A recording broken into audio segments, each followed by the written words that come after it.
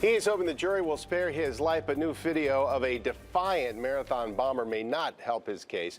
Prosecutors say surveillance video proves Dzhokhar Tsarnaev is unrepentant for his actions, but the defense argues the profane salute was taken out of context.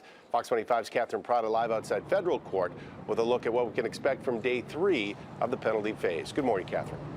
Good morning, Gene. Well, today we are expecting to see some photos of the 2 crime scenes on Boylston Street, and that should give us a better idea of how close those pressure cooker bombs were to some of the people in the crowd. And of course, we've seen other photos during this phase as well, mostly of the victims with their families. But we also saw that photo of Dzhokhar Tsarnaev giving the middle finger, and now the defense is presenting a different perspective on that.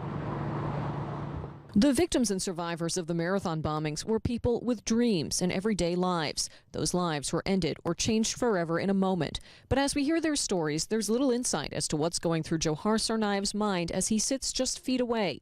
Then there's this video, taken by a camera in a holding cell here at the federal courthouse 3 months after the bombings, showing Tsarnaev giving his middle finger. To expect him to be remorseful is just unrealistic. It's not going to happen for a terrorist. Northeastern University criminologist Jack Levin says to understand Tsarnaev would be to go inside the mind of a terrorist. A terrorist, the government said in its opening statement, with a message for America in this image, an unrepentant killer. For a normal person,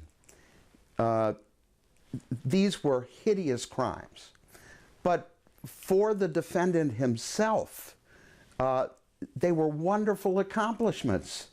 After all, he had gotten even with all those Americans, maybe all Westerners, that he hated so much. But what was really happening? During its cross-examination of the deputy U.S. Marshal who introduced the footage, the defense played the video to show the gesture in context. In the video, Tsarnaev is seen walking around, appearing to use the reflective camera lens as a mirror as he fixes his hair. He holds up his fingers like a peace sign first, then quickly gives the camera the middle finger before walking off. It will be up to the jury to interpret what it was meant to be, if it speaks to Tsarnaev's mindset, and if it's significant when it comes to determining his sentence. Now, keep in mind the defense has yet to begin presenting its case. The government will continue with its case today, and it's possible they could go into tomorrow. It's also possible they might not need that time, that they could wrap up today. We're live in South Boston. Catherine Parada, Fox 25 News.